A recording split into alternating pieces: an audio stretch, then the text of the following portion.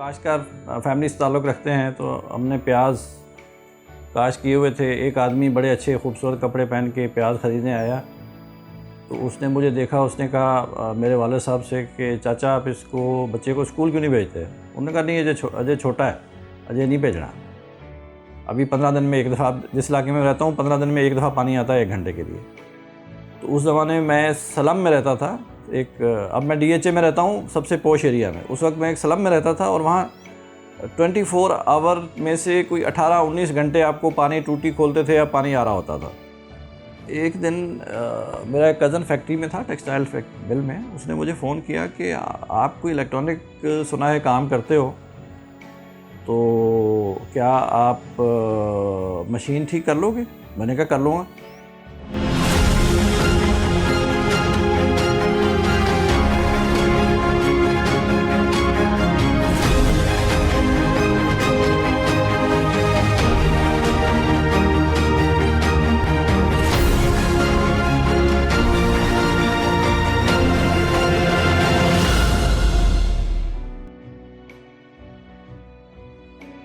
अस्सलामुअलैकुम।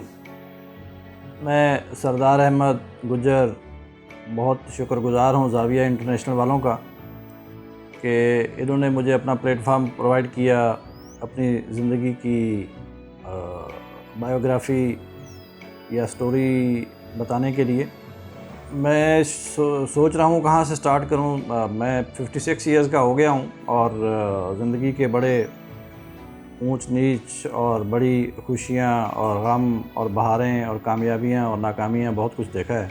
तो अगर माज़ी से स्टार्ट करूँ, जो इनिशियल हमारा ज़माना था वो तो बहुत ही यूँ समझ लें कि आज से 200 साल पहले और आज से 50 साल पहले का ज़माना तकरीबन एक ही जैसा था। उसमें कोई ख़ास फ़र्क नहीं था। ना उस वक्त कनेक्टिविटी थी, ना उस वक्त मॉडर्न ट्रांसपोर्टेशन थी, ना इस तरह के रोड्स थे, ना इस तरह की इलेक्ट्रिसिटी अवेलेबल थी। तो बिल्कुल ही आज से 50 साल पहले यूँ समझें आप एक स्टोन एज में रह रहे थे। और ख़ास तौर पे जो गांव देहात थे और जहाँ से मेरा ताल्लुक़ है, मैं बीजी ख़ान में पैदा हुआ, डेरा गाज़ी ख़ान के एक बहुत ही रिमोट से इलाके में। और काफ़ी मतलब 6-7 साल का था जब एक स्कूल नहीं जाता था मैं, चूँकि स्कूल मेरे घर से कोई 2-3 किलोमीटर के फासले पर था और छोटे बच्चे अकेले स्कूल जा नहीं सकते थे, रास्ते नहीं थे।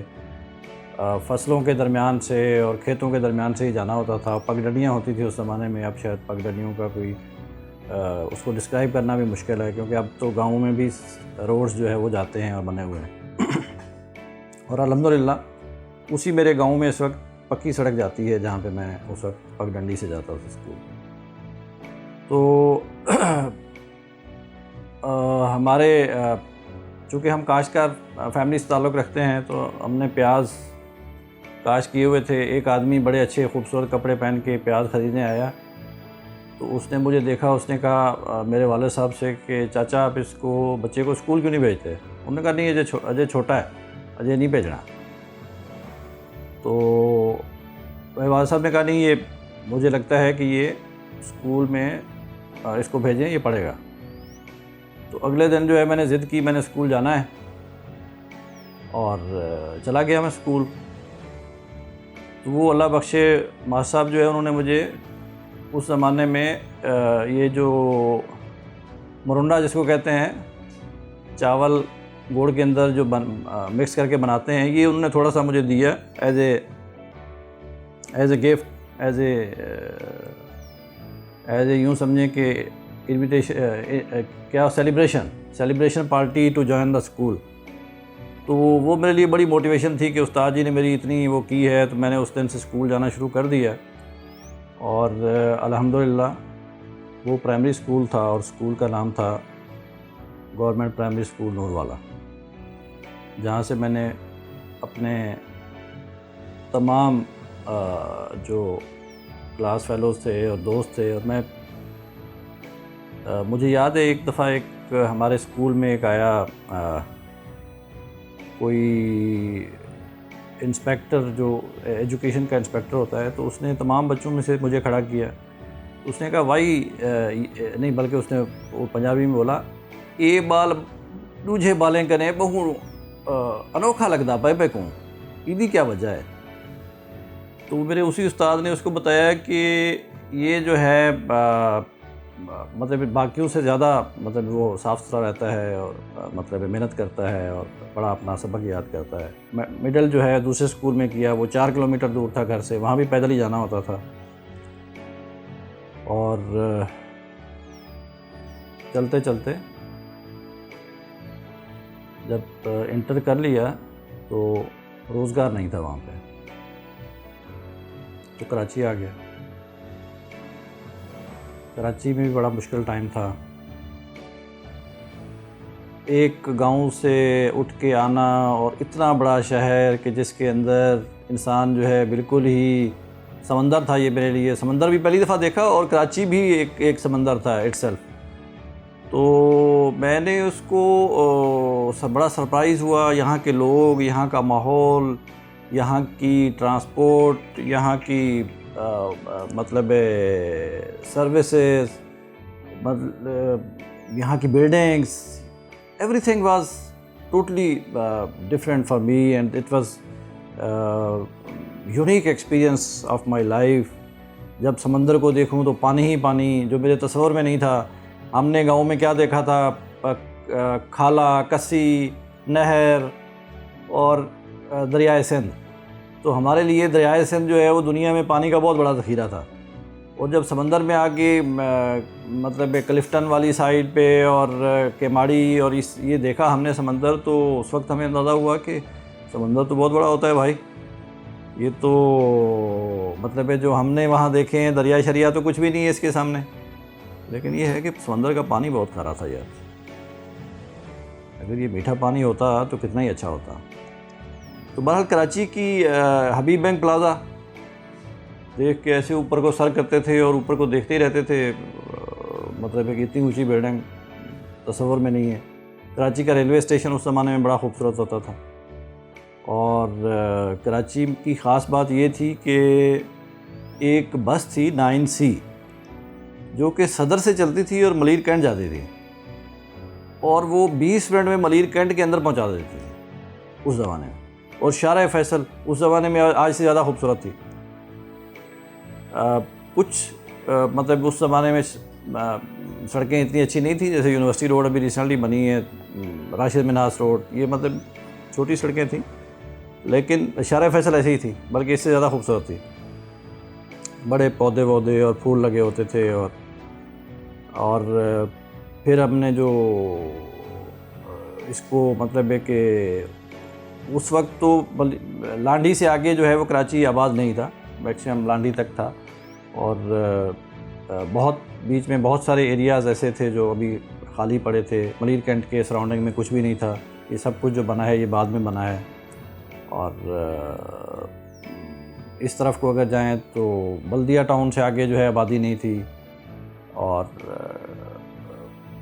फिर जो है आहिस्ता आहिस्ता ये हमारे सामने ही यहाँ मतलब मैंने देखा कि कराची के हालात ख़राब कैसे हुए, किस तरह से जो है वो लोगों को एक दूसरे से लड़ाया गया, किस तरह से मज़हब का और एथनिसिटी का इस्तेमाल करके इस शहर को तबाह कर दिया गया।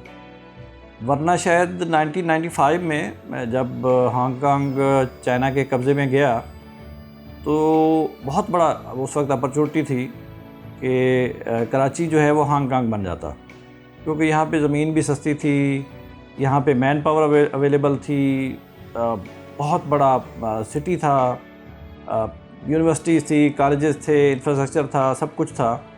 तो बहुत थोड़ा सा ही फोकस करना था। यानी अगर लॉ एंड ऑर्डर की सिचुएशन अच्छी होती और यहाँ के रूल रेगुलेशन अच्छे होते तो हर इन्वेस्टर जो है वो यहीं आके अपना बिज़नेस उसका सेंटर बनाना चाहता, क्योंकि दुनिया जो है वो हमारे दोनों तरफ है। एक तरफ ऑस्ट्रेलिया है, दूसरी तरफ यूरोप है, अमेरिका है। तो हम इस वक्त पाकिस्तान एक तरह से सेंटर में है। और हमारी ये कराची पोर्ट चूँकि बहुत बड़ी पोर्ट थी और इसमें और एक्सपेंशन के बहुत ज़्यादा चांसेस थे। हमारे पास पूरा बलूचिस्तान है, समंदर था। तो पाकिस्तान शायद आज दुबई होता, या दुबई शायद उसी तरह रेगिस्तान होता अगर हम ये अपॉर्चुनिटी मिस ना करते। और बट हुआ, अब तो क्या क्या हो सकता है। लेकिन मुझे याद है कि जब उस वक्त, उस ज़माने में या 90s में हम जिस इलाके में रहते थे वहाँ पे जो पानी है, लाइन का पानी, वो सारा दिन आता था। आज आप सुनोगे तो आप बिलीव नहीं करोगे कि ऐसा कैसे हो सकता है। अभी 15 दिन में एक दफ़ा, जिस इलाके में रहता हूँ 15 दिन में एक दफ़ा पानी आता है 1 घंटे के लिए। तो उस ज़माने में मैं स्लम में रहता था, अब मैं DHA में रहता हूँ, सबसे पॉश एरिया में। उस वक्त मैं एक स्लम में रहता था और वहाँ 24 आवर में से कोई 18-19 घंटे आपको पानी टूटी खोलते थे या पानी आ रहा होता था। तो और वही पानी हम पीते थे। अभी मेरी बेटी UK में है, उसने मुझे बताया कि हम नल का पानी पीते हैं। तो अब मेरे लिए अब हैरानी की बात थी कि क्या UK में क्या ये एक्वाफीना और ये चीज़ें नहीं है वहाँ पे? तो उसने कहा नहीं, यहाँ पे जो है वो जो पानी लाइन से आता है वही पानी लोग पीते हैं। तो इसका मतलब है वो पानी साफ़ है। और कराची में 90s में लाइन से आने वाला पानी साफ़ था, लोग उसको पीते थे और उसको इस्तेमाल करते थे। आज कराची में पानी अवेलेबल नहीं है। उस वक्त जो KTC थी, कराची ट्रांसपोर्ट सर्विस, वो मतलब है कि बेहतरीन सर्विस थी, बेहतरीन बसें थी उनके पास, बेहतरीन ड्राइवर होते थे और एक जगह से दूसरी जगह कराची में जाना बहुत आसान था। और सदर के अंदर एक बहुत बड़ा बस टर्मिनल था। लेकिन आज आपको नहीं मिलती बसें। आज आप रिक्शों में, मतलब 2022 में रिक्शा जो है वो एक हमारी जो है वो पब्लिक ट्रांसपोर्ट बन गया है। उस ज़माने में बड़ी बसें जो है थी वो पब्लिक ट्रांसपोर्ट थी। आज के लिए मेरा ख़्याल में बहुत टाइम ले लिया मैंने आप लोगों का।